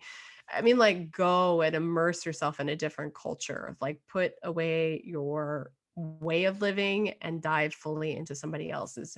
It'll change you on a level that very little other things ever have the capacity to be able to do. When you realized that you could live with a lot less, what were some of the things that you got rid of when you came back? I would say clothes was a big thing. To pay for my university and stuff as well, I was working like 3 jobs, but one of the jobs that I was doing was bartending. And that provided me the ability to work on the weekends, to go to school during the week and have all my bills paid for and some extra money in the cash, and kept me out of trouble too, because my partying was paid partying. um, and so I like to look nice when I was doing that job. And so I had a lot of clothes. And I think after I came back from that, I was like, honestly, I've been living in the same pair of like 100 rupee harem pants, dirty flip flops. Like, say, I'm fine. I don't really need anything. So that was a big thing. I realized that I hate cold showers. It took me like a solid week at least to wash my hair. I was just so terrified of that, like 4:30 a.m. cold shower. Like, just put an arm in. It's so bad. I really appreciated water a lot. I remember the first shower I took when I got home at my parents' house, and the water pressure came on, and I literally jumped in the shower because I was so used to it just like kind of just trickling. Dripping down, trying to get close to the wall. Like, I had that in Peru. Yeah. And then it's like hot. And you're like, what is this? That was like, it's something you take for granted. It's just like turning on a faucet and like water not only is coming out fully, but it's hot. We don't even think about that until you've been isolated from that. And you're like, whoa. And then I'll never forget it. There was 2 things around food. I love my food. That's probably where my greater attachments still lie. But I hate fruit salad. I have this thing with squishy fruit. It makes me gag. It makes me gag. It makes me dry heave. And it is the utterly worst thing ever. So there's something about it all macerating together that totally freaks me out, right? So when we showed it for breakfast the first morning, lo and behold, there are like 3 items on the table, and it's like chapati, curd, and fruit salad. And I was like, you have got to be effing kidding me. Right. Not only have I realization that we're doing the same thing every day for at least the next month, but now we have fruit salad as our only food to eat. And I was like, God, you are super duper funny. So um I remember that I would walk down to the little fruit stand every day. I was like, I can't do it. Like, I physically cannot do it. So I would walk down to the fruit stand every day and I would get myself a papaya for 30 rupees and I would have them cut it open. And that's what I would have for breakfast every morning. And finally, one day I said, you got to get over your like little princess ways, right? I was like, buck up and do this. You're here to test yourself. You're here to train yourself. So I did. Like I went there the next day and then I just sat there and I was like, you're going to eat it. You're going to eat the fruit salad. And I freaking trained myself to like the fruit salad. That was the craziest thing. So I got over my own story and stuff. And then I want to say like on the last week, I think it was like the last week, or maybe it had been like the last couple of days. We walked into breakfast and there was this bowl of hard-boiled eggs. And you have never seen a group of 30 people lose their utter minds over seeing a bowl of hard-boiled eggs. We're like, oh my God, an egg. And everybody was like holding it Like a and touching baby. it. Yes, they were like, you just handed me this nugget of gold, because we had just been on such a strict regimen of food, and we didn't have anything that diverted from that. So it was the funniest response. I still literally laughed about it to this day, and I said, still to this day, I will not look at an egg the same that I used to before I had that experience. It's just like the appreciation you had for the food and the nourishment that it gave you. You were like, oh my God. So I think when you go into these periods of your practice, and you fast from certain things and then you return back to them, you can see their impact. You can see your attachment. So those are definitely some of the funnier things for my first experience there. I similar sort of experience with Yeah. kind of realizing that you don't need so much to continue living, right? To be Yeah. happy and to be Yeah. content. One of the things that I gave up as well, like you, was clothes, and Mm. I was like, well, I'm happy just wearing, Yeah. just give me a few t-shirts and some joggers and one pair of jeans, and I'll just rotate. Like I'm happy Yeah. to do that. Yeah. Yeah. You don't need all of this fancy stuff. And a similar thing with food is one of my big attachments. I used to love Mm. eating food throughout the day, lots of different varieties. And growing up in an Indian Mm. household, everything's flavored. So like Yeah. if to other people, salt and pepper's like, oh my God, I need Yeah. like more than that. I need like Yeah. turmeric and chili powder and everything. Like so Yeah. um so when you fast from that, and many other things, just generally the concept of fasting, you realize Mhm. actually there is a level of attachment to these things that I didn't realize that was there before. And why is Mhm. that there? And then you can, Mhm. I guess you can come at it from a perspective of um, it giving you space so that Mhm. you can see when you're triggered to want those things again. And Yeah. a big one for me was food, which I'm still trying to work on. So try and go through periods where I'm eating as clean as possible, and then Mhm. or fasting as well for a period of time without solid food, just not for any particular reason, but just to show myself that actually it is possible to keep your body clean and to stay away from giving into like past karmic actions and behavioral patterns that you get yourself into for grabbing certain things just because they're Yep. there, or eating it, or like the crowd mentality. If everyone's having it, then I'm gonna. So it's just mixing it up, and it seems like, I guess, the universe or God, whatever, did that for you with the fruit salad, because it's like, well, you haven't just come here for fun. I'm gonna test everything. Cold showers, fruit salad, no clothes. It's just like, oh, for the love of God. Yeah, um, absolutely. What would you say is missing from Western yoga practice, or from people that you've practiced with or that you practiced, and then going there and practicing and then realizing practical practical. I mean, like physical practice Yeah. is one part of it, and so much Yeah. of it is focused on fitness and all that kind of stuff, which is cool. You can find YouTube tutorials on all of that kind of stuff. There's hundreds of Yeah. people teaching it out there. But what are the other elements of yoga that are missing? Because I think Ashtanga yoga is 8-limbed yoga, so there's it's mind, body, and soul connection, right? Mm-hmm. There's more to it than just stretching and Mm-hmm. getting into a position. But what would you say is missing? Good question. I put a big pause there because I have to grab my charger. I didn't realize that my I did that left. when did that when you were talking. That's why I went to the side. I was like, my laptop charger, it's gonna die.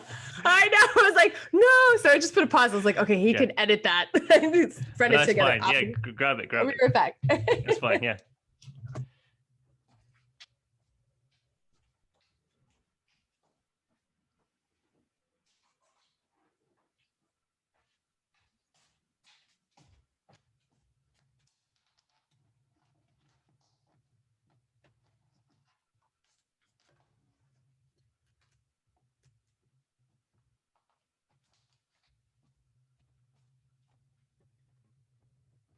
Also so bummed out about the door. No, that's fine. All right. So what do I think is missing from the Western aspect of yoga? I would say it's just that the mind. I mean, there's some aspects of it that are there, but it's definitely lower on the priority list. And the spirit, I think the heart, where the nourishment of the practice actually really resides, is in that spiritual process and practice. I think without it, more or less, we're just doing Indian calisthenics. There, there are definite benefits to it that you will obtain, but I think that the road kind of ends quite early. And more or less, there's an analogy that one teacher used, and I love to borrow it because I think it is so good. Us Americans, we have Thanksgiving, right, which is like the holiday of food, more or less. And it's as if you're going to a full spread Thanksgiving dinner. You grab the salt and all you eat is the salt. And you're like, yeah, this is great. Like, meanwhile, your whole body is like going to sodium shock, And when we just kind of isolate it and limit it to the physical aspect of it, and we say that the spiritual doesn't matter or you can omit it, we're essentially doing that, because then what is the point of it, what you're doing? And I think all the nourishment and what the practice of yoga and why Ashtanga, Hatha yoga is one limb of it, is that it is one way to start the process. And it's actually like one of the more rudimentary ways to get there, to start to raise your awareness, to raise your consciousness. So it's like this ladder that kind of keeps going, that you're progressing on. And so you need to build a strong foundation. So what the physical practice starts to do is to spark that inquiry, that self-inquiry, and it starts to build a strong body for a purpose. Because if you're going to try to sit in meditation, but everything is aching, of course, you're just going to get distracted by the physical body. So we build a strong body so that we can actually sit without being distracted about the pains of our bodies in meditation. Once we attain that, then we can start to layer on more and more and more and more and more, right? So they're all important. And what we basically have done in that trifecta of mind, body, spirit is said, body is the most important and the only thing you really have to worry about. And that makes you enlightened. It's like, So I find, as a teacher as well, the real nourishment, the nutrition, has been pulled out of the practice. And that makes me a little bit sad, because I know the potency of it on a personal level. And as somebody who's been teaching for 10 years as well, the impact of it when you really give people nourishment. It's like we can feed people McDonald's, it'll feed them, they're not going to die of starvation. And to some, it's going to taste really good. Or we can give them whole organic foods instead. And I think when we really present the practice as it has been passed down to us, we're feeding a person nutritiously and well. So yeah. It's almost like feeding the spirit. Yeah. um one thing that I was thinking about over the last few months is like, it's all well and good to feed the body, but what are you doing to feed the soul? Because that part of you is starving as well. Yeah. Because you're a multi-layered being, and we recognize ourselves or identify ourselves as the human body. This costume that we wear is Mhm. where the road ends, basically, and Yeah. most of our awareness just stops there. So Yep. um, I've had many people also tell me along the path that the body is only a vehicle, and Mhm. it's it's used in preparation to channel something that's greater than you. Yep. And so yoga, it doesn't, just because you can do a particular pose or a particular stance doesn't mean that you've mastered it by any means.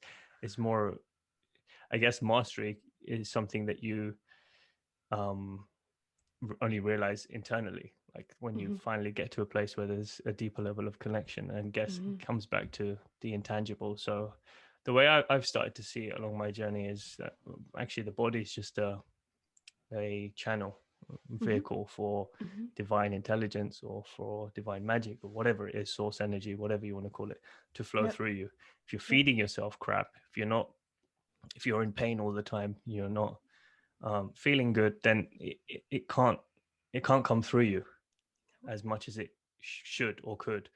Yep. So you do all of these things, and it's like what we said at the start, like all of the streams going into the ocean. You Mhm. you work on all of these streams as tools so that they Mhm. can open up and enter Mhm. the ocean, essentially, right? So Yep.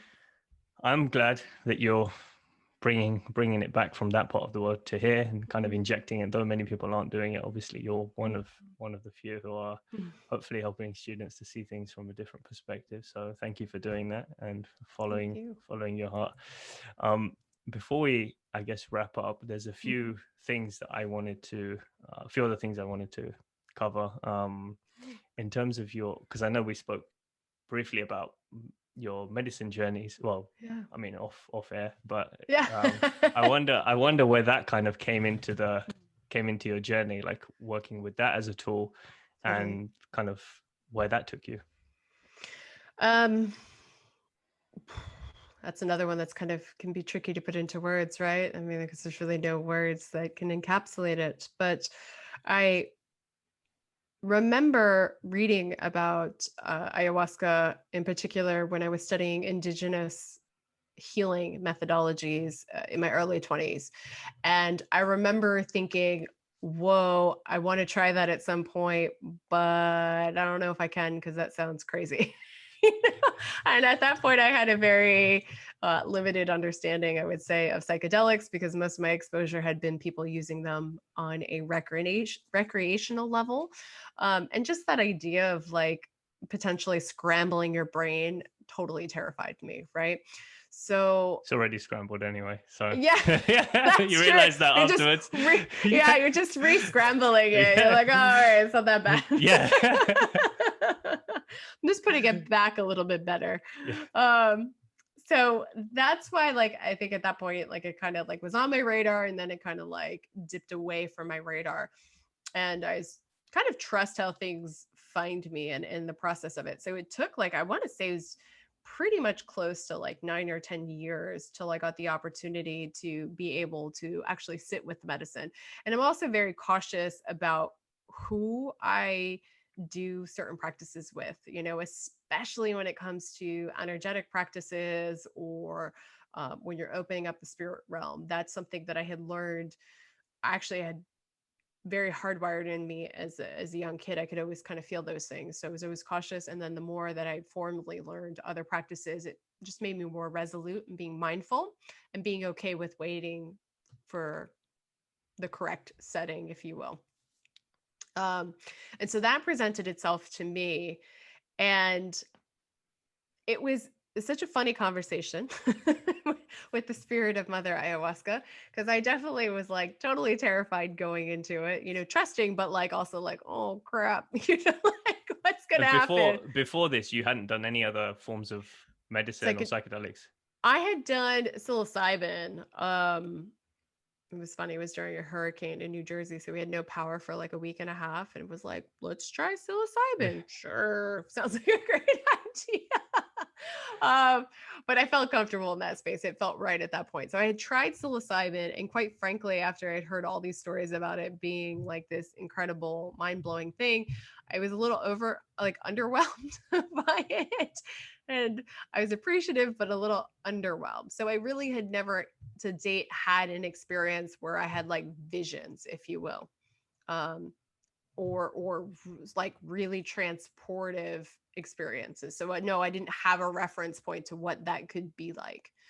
Um, so what I did have was a really large foundation of a solid practice and self inquiry that had been going on for like 10 years prior to that. And I know how instrumental that was to, I would say, my first experience with the medicine.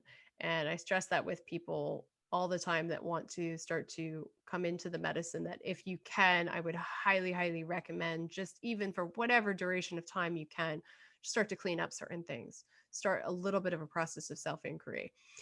Because that first experience with the medicine, I had just this inherent, innate trust in her. And I basically said, I'm here, I'm doing it.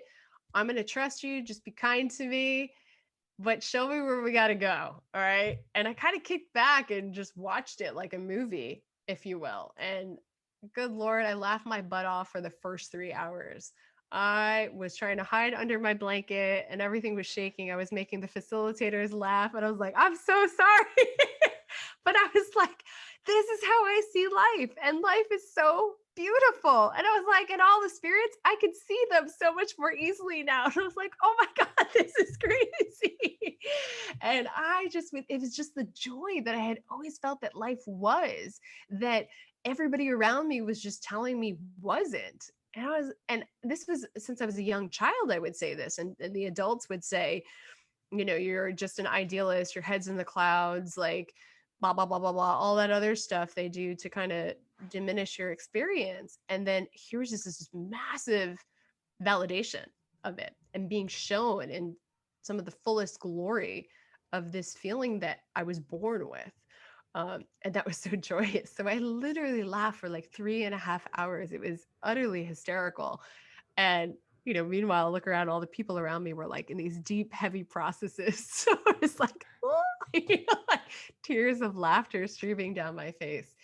And I remember that, when the spirit of Mother Ayahuasca, she finally presented herself, she said, I took this long to come because I wanted you to do it the old school way. I wanted you to learn how that way is done and the importance of it. Now I'm going to show you what I can do. And it was like, it was just this like tidal wave of healing, of consciousness. And that first ceremony for me, very much because of my own lifelong journey that I've had with around healing and suffering, that was the crux of that journey, and her showing me the power of who and what she is as a medicine, and also the power of all the other tools that we have out there, and what, when they're used in conjunction together, an insane duo that they can be, or an insane team, if you will, because there's so many different components. And that to me was really mind blowing, because I've had the training in so many different fields, and then to have the experience of this practice come into my life, took what I understood to a whole different level. It helped me break through barriers that I would have never been able to do exclusively myself. And it really showed me the importance of not only preserving these practices, but helping strip away the stigma that we have around it, because we are starving in our society, in our world, where we are starving and we are disconnected, and people are sick. People are really, really sick, and we've just normalized it. And I'm super passionate about this prior to going into, work with ayahuasca, and I'm even more impassioned about it coming out of that, and the importance of integration and working with these indigenous medicines as well as with the benefits of Western medicine and all of these in between. So I can't recommend it enough, and I definitely hope, it's not for everybody. I have to stress that it definitely is not for everybody, and it needs to. I think the intention of healing needs to be your primary focal point when coming into it. So there's this reverence to what wisdom is kept within it and the keepers of it, but it has the potency when used as it has been used traditionally for a long time, excuse me, to help us heal on such deep layers. So, yeah. Where did you do the ceremony? Was it in the States or? No, it was actually, I had just come back from India, go figure. And I was, You decided to do everything at once. I know. I'm going to get rid of my clothes. I'm going to do ayahuasca. Put it all in there. Why not? I thought it was actually in Holland. And I thought I had 2 months to prepare. And I was like, oh, okay. So now I've had this recommendation. I have good vibes and I have a person that I would go with. So yeah, like 2 months from now will be when we can go. And then they happened to phone and say, our new facility isn't open, but because the relationship that they had personally, why don't you come this Thursday? And I was like, excuse me, what? So it went from like 2 months to 2 days, right? And I was like, well, here's another test. I'm wanting things to work on your timeline so you think you can be ready, which we all know you're never ready. And then I basically just said, well, I mean, you're doing all this work, so are you gonna let it pass you by because it's not fitting to your personal ideas of how it should come? So yeah, that was the first time. And then the States, and then Peru, which I go to regularly every year for the last 5 years or so. Yeah. Wow. Yeah. Wow. Yeah, Peru, the jungle is like has its own energy that I haven't found anywhere else. It's just I always thought to myself when if I were to do it, because I found out about it as a medicine a few years ago, but I never felt the calling then, and I always thought if I was to do it, then I'd want to go back to like the roots and do it there. It feels right to do it there. So I actually did it through Spirit Quest. I don't know if you've heard of them. Yep, absolutely. Well, who did you sit with? Was it a facility that you went to? Yeah, I went to a facility out in Holland. Yeah. No, I mean in Peru, when you went out to Peru. I sit with various different people. So at that point, like because of my experience there, I wasn't so set, say, on going to a facility, but really seeking out more teachers. Okay, got you. Yeah. Okay, so makes sense. Yeah. Cool. And then where does SYMPATHEA come into it? Going right back to the beginning, where you're talking about Latin. Your Latin came in handy because then you used it for this. I know. I was like getting twitches from yeah. It's a Stoic term, and it's really cool. And I came across it, and it just struck me, and I wrote it down, and I was like, I'm going to use that at some point. I just don't know exactly when. And the terminology, it's a little bit hard to simplify, but I'll try. It's basically the idea and the realization that everything and anything is interconnected. And so it's all interdependent and nothing is separate from the whole. And so what is good for one is good for all, and what harms one harms the whole. So as we move through this existence, may we honor and relish in that interconnection and work for the betterment of that, which, as you know as well, is also the philosophy deeply ingrained in yoga and bhakti and many other practices, the medicine practice of ayahuasca, right? So you see this theme throughout in a long time. So I have worn many hats, I would say, in my lifetime. And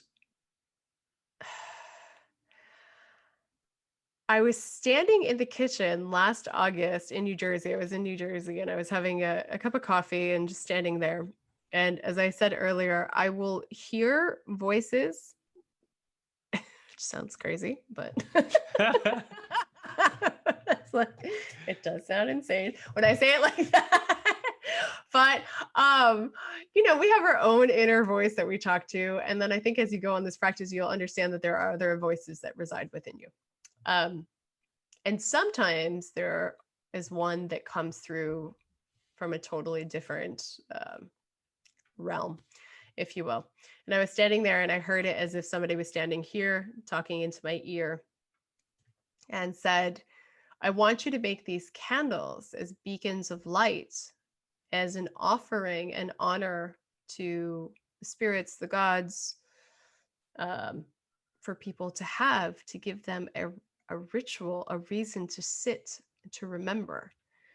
And I was like, what? I really remember it was like, candles? Like, what the heck? Because I actually personally can't use most scented candles. They usually give me a pretty wicked headache. I've just become incredibly sensitive to a lot of the synthetic stuff that's out there. And I've always been. I have allergies and asthma. And so they usually trigger that. It can be a wicked headache and everything. So, and also candles, like, this is just the furthest thing from my radar. It was like, what the heck? But along with that direction, I got direction on how it should smell, because smell is our, you know, fastest connector, most potent connector to memory, right? And I knew this also from studying aromatherapy and working in hospitals with essential oils with people and whatnot. And it's crazy what smell can do for us. So I got this direction on how it should smell and feel. And I was like, well, it's just so off the wall bananas that I might as well just try it. And again, don't tell anybody, just go for it. Throw some spaghetti at the wall and see what happens. You kind of got like, the entire recipe, so just do it. And so that's what I did. I didn't know the first thing about it. And I just started looking up like products, ordered some stuff, made it, found the right scents that I wanted to use, you know, and it was for Radharani, right? So goddess Radha. And I made it, and I was like just as shocked as the next person how good it actually smelled. And I was like, oh my God. And after I finished that one, no sooner than I finished it, the second one came through. So it just kind of happened like that. And it was such a weird process that I'm always in the mindset that the spirit doesn't work in the way that we think it's going to work, but we just got to play with it. So don't put too much thought into it, just roll with it and see kind of what happens. And that process itself is so essential because it teaches you so much, where my limitations, biases, and resistances and so on. So that's how I kind of did it until I had like 6 or so. And then I started to test it out on other people and ask them to try these candles, and they were a large hit from that. And having traveled a lot too and connecting with people, I really like to discover true artistry and real gems from them. And thus was the home of SYMPATHEA being born. Of, you can pull from all of these different spaces across the world and cultures and practices, and focusing on things that are made consciously and of quality, and that are getting people to slow down or appreciate the smaller aspects of things, to revel in that, and in that same way, a way to kind of give back to these artisans that are around the world. And that's where the whole concept of SYMPATHEA also was like, oh my God, that's what it's going to be.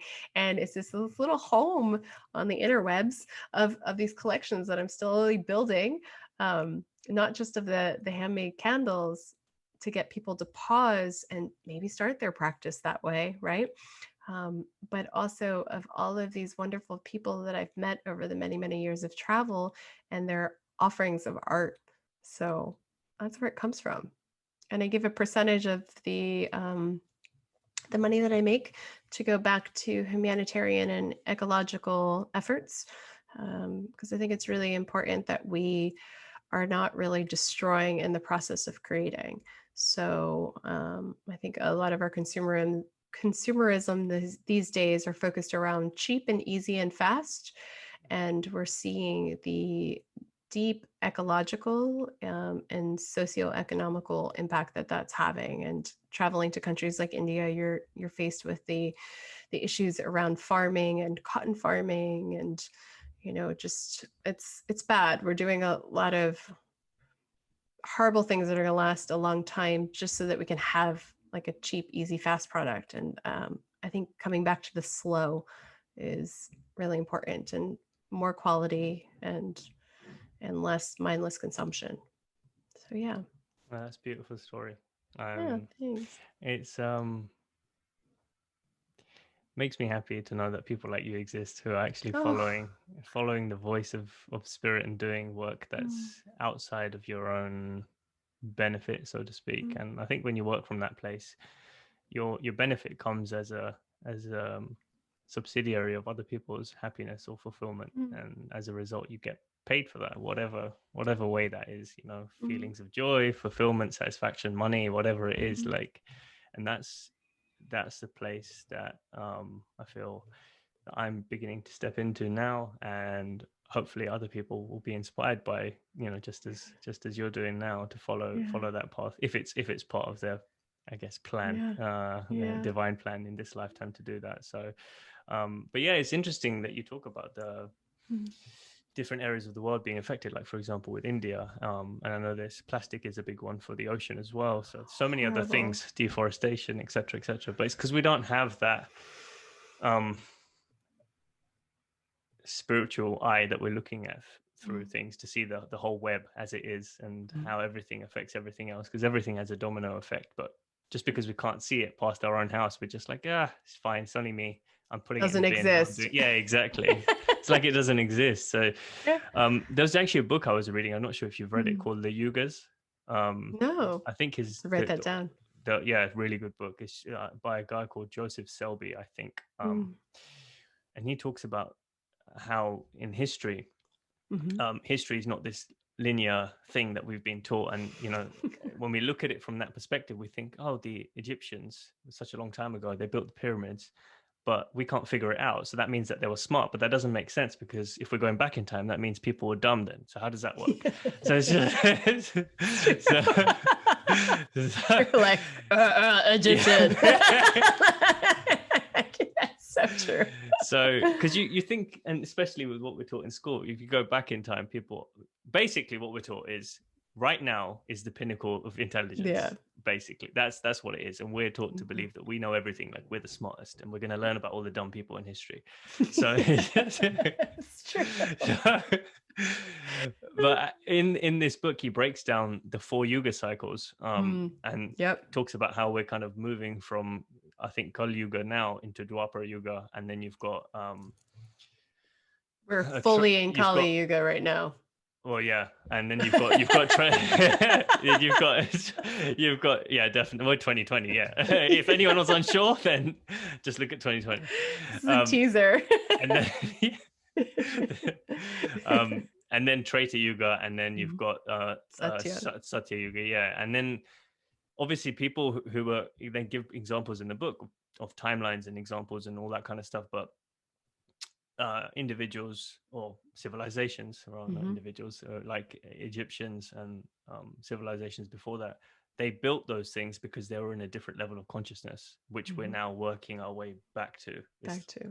goes in a circular motion. So that helped me see history in a whole different point of view. And That's it's cool. just interesting because those individuals would live more harmoniously in a community, as if they were very aware of each of their actions and how it would Mm. affect the whole. And so Yeah. everyone was less prone to being violent or being selfish in the individualistic sense, because they knew that's not what life was about, really, right? Mm. To help others thrive is to help yourself thrive as well. So yeah, it's interesting, and I'm so glad that you took the time to have this chat, because I feel like it's going to benefit a lot of people. I'm so grateful too. And You I'm got to keep happy. doing this. I'm You're really happy. wonderful at it. Really, thank you. That means a lot.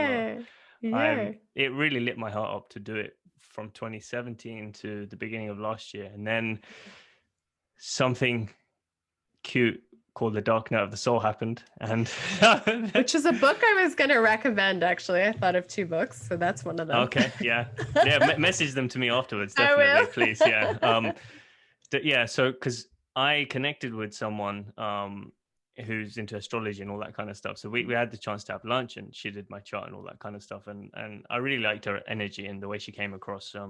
And she, and then that was in May, and then I went ghost basically for the rest of the year, and didn't post anything on social media, didn't speak to As you anyone. do. I was just yeah. And then I messaged her again randomly in December last year. Just, hey, how's it going? I know it's been a while. Sorry, I was out of touch. She was like, you went through the dark night of the soul, didn't you? I was like, what's that? And I looked it up, and I was like, that's it. Like, you're questioning everything. That's what. Yes. Yeah. It's insane, but I'm glad that I was blessed with that experience. I think I'm still going through parts of it now. I don't know, but I feel like the book that I sent you, the draft of, has come off the back of me clearing the way, making space from everything I was doing at the time, Yep. and constantly recording episodes. And though it's great, I love it, doing a day job, all that kind of stuff, everything had to be on pause just so I could create more fertile ground, I guess, for more stuff to grow within me, for more light to come through. Yep. You can't really move to the next stage if you're just running, because you mentioned slowing down earlier, and that's been a key part of integration, with everything that you learn, especially if you're doing something as intense as ceremony. You don't want to just go back to your day life and just think, oh, that's cool. That was good. Nice weekend. Yeah. Weekend getaway. I just traveled with like celestial beings and saw how life was created in this one spark. But yeah, like, let's go get a latte. Yeah, who wants a beer?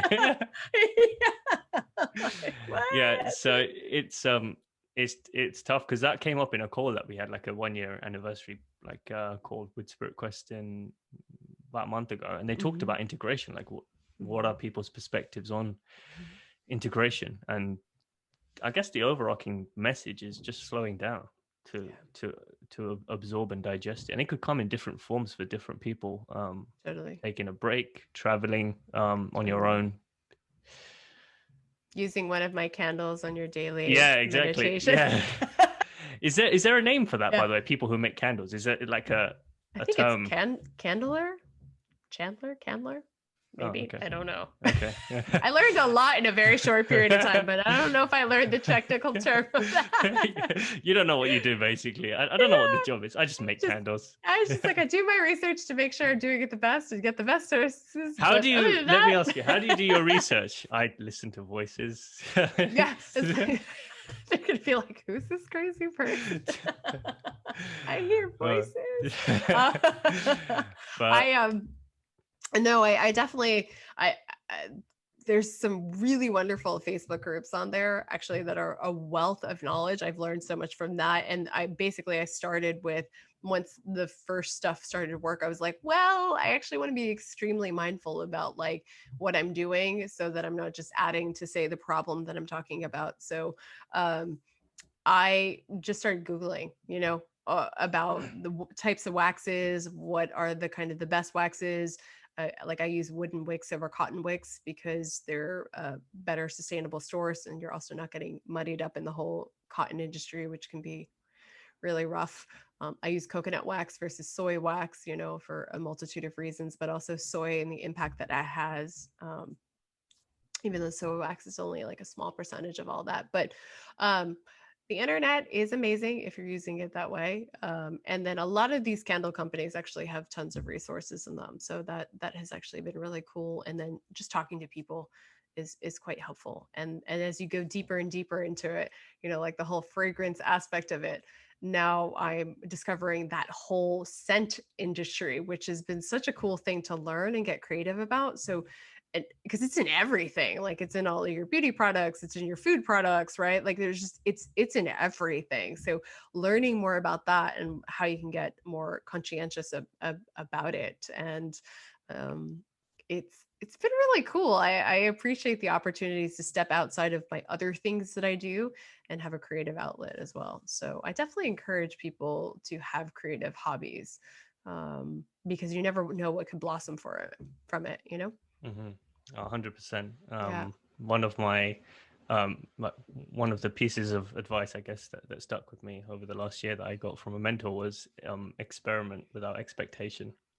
And that, though it's just a short sentence, it really hit somewhere deep, because Yep. you're conditioned to think that if I'm doing something, I have to make money from it or I have to become something at it. So if it's not going to be productive, what's the point? At And least if that's it the has way to I be was. good. Yeah, exactly. And it has to be good and Yeah. presentable, and I have to get approval from other people, all of these sorts of things that are attached to it. But yeah, when you come out of that, you start to actually live in your truth a bit more.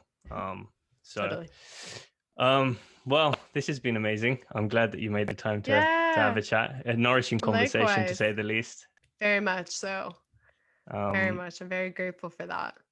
if you were to leave people with a final message right now, what speaks to you? Well, I've been wanting to share this book since it popped into my head a little earlier in the podcast because you asked me what some of my instrumental books were. So I'll start with that really quickly. It's called Radical Forgiveness. It's a book I hand out a ton. I always jokingly say I should get royalties from how much I handed out, but it is the book that really, in the middle of my own process, changed course of my process radically and really blew some very important doors open. So, Radical Forgiveness by Colin Tippin. I recommend everybody read that book a few times. Um, and if I were to leave people with a little something, life is usually not as serious as we make it out to be.